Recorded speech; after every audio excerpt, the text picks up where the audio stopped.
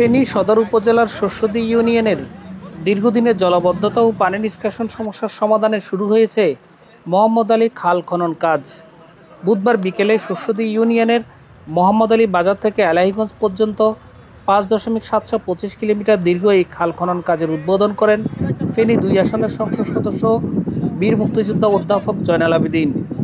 দুর্যোগ ব্যবস্থাপনা ও ত্রাণ মন্ত্রণালয়ের ইজিপিপি কর্মসূচির আওতায় বাস্তবায়িত প্রকল্পটির জন্য বরাদ্দ দেওয়া হয়েছে প্রায় 1,47,00,000 টাকা। স্থানীয়দের মতে, খনন কাজ শেষ হলে এলাকার পানি নিষ্কাশন ব্যবস্থা উন্নত হবে, বর্ষা মৌসুমে জলাবদ্ধতা কমবে, বাড়বে কৃষি জমির উৎপাদনশীলতা, পাশাপাশি কৃষকরা পাবেন সেচ সুবিধা এবং খালের স্বাভাবিক পানি প্রবাহ ফিরে আসবে। এখন এই খাল খনন কর্মসূচির মাধ্যমে খাল খননের মাধ্যমে আমরা এখন দুই তিনবার আমরা ফসল উৎপাদন করতে পারতেছি, ধান উৎপাদন করতে পারতেছি।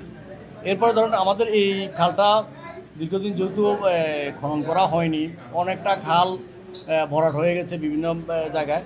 তো এই খালটা যদি আবার পুনঃখনন হয়, সেক্ষেত্রে আমাদের এই বন্যার সময় পানি নিষ্কাশনের একটা ভালো সুবিধা হবে এবং আমরা যে ধানের যে ফসল উৎপাদন হবে 2-3 করে আমরা ফসল উৎপাদন করতে পারবো এবং বিশেষ করে কৃষিকাজের জন্য এই খাল খনন এটা একবারে অপরিহার্য ছিল।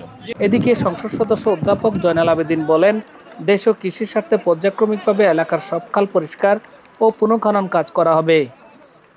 তবে এই কাজে কোনো ধরনের অনিয়ম পাওয়া গেলে সংশ্লিষ্টদের বিরুদ্ধে ব্যবস্থা নেওয়া হবে। আমাদের পরিকল্পনা একটাই, আমাদের সরকার ক্ষমতা থাকা অবস্থাতে যতগুলা খাল পরিষ্কার করা পরিচ্ছন্ন করা প্রয়োজন জনগণের স্বার্থে এমনকি আমাদের দেশের আপনার চাষাবাদের স্বার্থে সবগুলাই তালিকাভুক্ত আছে। অর্থাৎ পর্যায়ক্রমে আমাদের যখনই যেই অবস্থাতে আমাদের কাছে আমাদের অর্থ বরাদ্দ আমরা জোগাড় করতে পারবো, ঠিক সেই মুহূর্তে সেটাতে আমরা হাত দেব।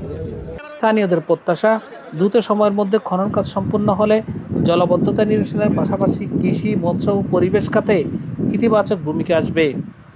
উদ্বোধনী অনুষ্ঠানে উপস্থিত ছিলেন অতিরিক্ত জেলা প্রশাসক, উপজেলা নির্বাহী কর্মকর্তা ও জেলা উপজেলার বিএনপির শীর্ষস্থানীয় নেতৃবৃন্দ।